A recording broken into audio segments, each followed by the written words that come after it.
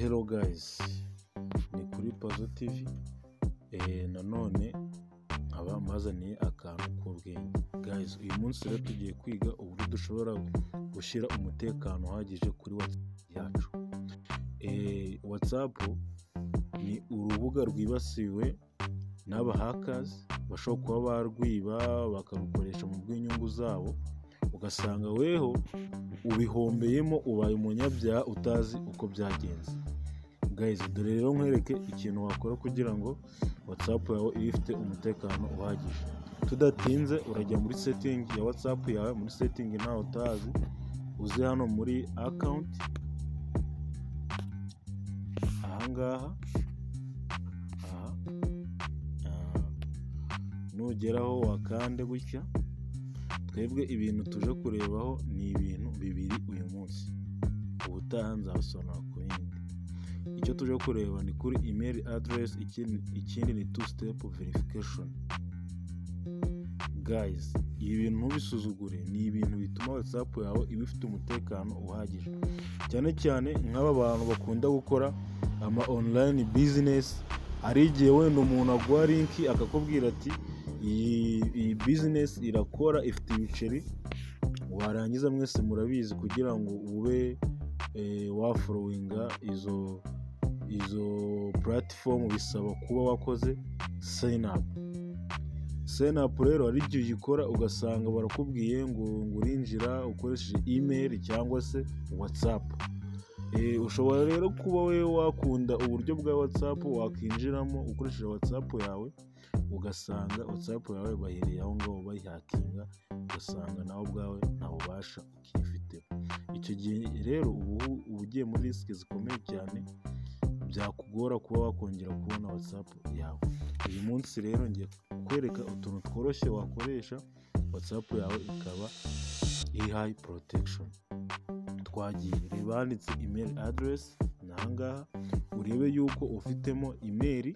Urabona ko ngiye email irimo, niba utayifitemo urakanda kwa gakaramu kari ku ruhande, akangaka ugakandeho gutya. Ubu ngiye kuba ko nyifitemo, ubwo nshaka gushyiramo indi nayishyiramo. Wewe niba ntafitemo urayandikamo ukande next. Iyo umaze gukanda next nyine bakabona ariyo, hano hasi haza kano kantu ka verified. Kano kantu ka verified nukabona umenye ko email yawe yagiyemo neza cyane. Usubire inyuma uzangaha handitse ngo two step verification, ukoreho. Nusanga hataninze off, urakora turn on. Ahangaha urakora imibare 6 wabasha kwibuka utakibagirwa, nurangiza uyandikemo ahangaha. Numara kuyandikamo ahangaha, urugero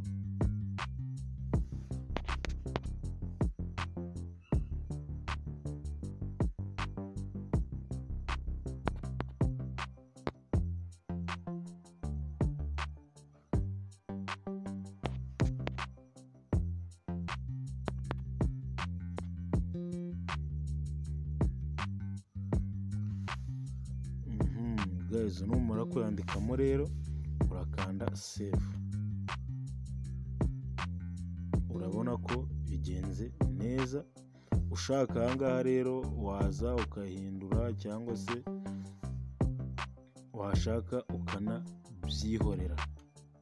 Guys, iki gihe rero WhatsApp yawe izaba ifite umutekano uhagije, nta muntu uzabasha kuba yakwinjirira WhatsApp yawe na rimwe. Niba rero ufite ikibazo andika muri comment tugusobanurire, cyangwa niba ari ikindi umva ukeneye kumenya kuri WhatsApp utwandikire tubigufashemo. Guys, ukanda subscribe, like, comment, share, ni ingenzi kugira ngo tujye tubana mu kungurana ubumenyi bwa buri munsi. Thank you guys.